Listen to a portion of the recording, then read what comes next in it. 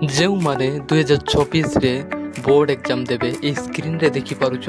एठू है दुईटा टॉपिक सरल सह समीकरण एवं किंबा द्विघाती समीकरण केवल 5 मार्क आसला तुम्हें सरल समीकरण करिपारो नचेत द्विघाती समीकरण जोटा तुम्हें जानुछ सेटा ही करबा उचित। देखो एही भितरु आमे सबुठू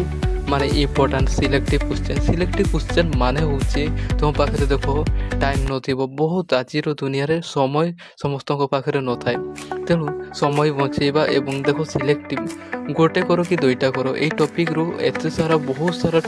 माने क्वेश्चन रही जहाँ कि करबा लगी बहुत पिला बहुत कष्टदायक होता है। तेणु जेतकी दिया देखो मु जेतकी सिलेक्टिव क्वेश्चन दूसरे बही रू ही दिखाई तेणु यही जदि प्रैक्टिस करदेव 4टा कि 5टा दिया तेरे तुम्हें सुनिश्चित पाइब बोर्ड एग्जाम रे लिखिबो एते सारा प्रैक्टिस करबा नहीं मुंड को टीण करबा नहीं। तेणु यही सब जिनस प्रैक्टिस कर दियो सुनिश्चित मार्क आसब। देखो सरल सह समीकरण कौन कौन आसी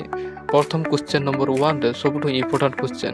प्रतिकल्पना प्रणाली रे निम्नलिखित समीकरण गुड़िक समाधान कर। देखो क्वेश्चन नंबर 1 रो बीट आई भीटा जोटा 4 नंबर बीट आई भीटा आसबो जोटा कि क्वेश्चन देछि 11x plus 15y plus 23 equal to 0 7x minus 2y minus 20 equal to 0 एटा हला माने क्वेश्चन नंबर 1 रु आसबो सिलेक्टिव क्वेश्चन। एबे देखो आमे जोटा देखो सेकेंड रे जीवा जोटा कि क्वेश्चन नंबर 6 जोटा क्रामक नियम प्रयोग करी निम्न समीकरण टू 0 एटू आसबो आउ हेला सरल समीकरण जोटा उदाहरण 9 रही जोटा समाधान कर देछि 1/2 × 2x + 3y + 12 7/7 × 3x - 2y equal to 1/2 एटा गोटे समीकरण आ गोटे 7/2x + 2y plus y 3x - 2y equal to 0 एटा गोटे समीकरण जोटा उदाहरण 9 रु आसी पारे। आ गोटे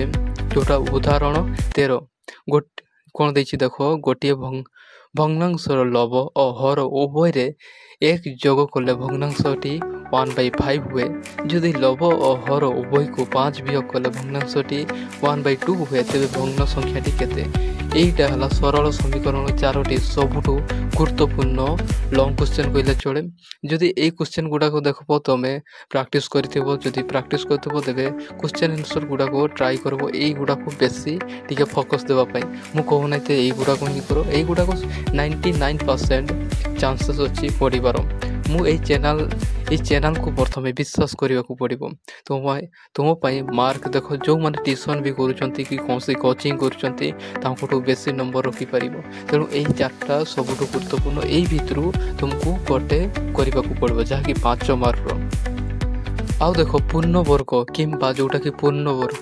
एटा हला द्विघाती समीकरण आसब जोटा कि उदाहरण 1 जोटा पूर्ण वर्ग रे परिणत करी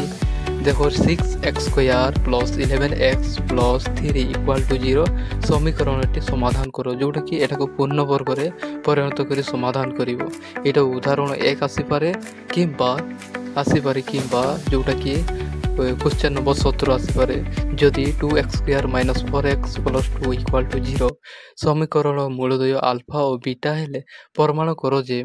alpha by beta plus beta by alpha plus 4 × 1/α plus 1/बीटा प्लस 2α × बीटा इक्वल टू 12 ये क्वेश्चन टा प्रमाण करते देव। द्विघाती समीकरण यही दुईटा सबुठ इम्पोर्टाट गुरुत्वपूर्ण 2000 बोर्ड एग्जाम पाई जो माने 10म श्रेणी एग्जाम देवे बा बोर्ड एग्जाम देवे। तेणु यह थिला सबुठ गुरुत्वपूर्ण क्वेश्चन बा इम्पोर्टाट सिलेक्टिव लॉन्ग क्वेश्चन जदि आंसर भी चाहूच तो मु प्रोवाइड करि परबी किंतु एगुडा को तुम करिथिबो बोली आशा रहिला एवं ए चैनल को सब्सक्राइब करी जॉइन करंतु और विभिन्न प्रकार selective short question long question और विभिन्न विषय रु पाई परिबे। ओके बोर्ड एग्जाम पाए समस्त को ऑल द बेस्ट धन्यवाद।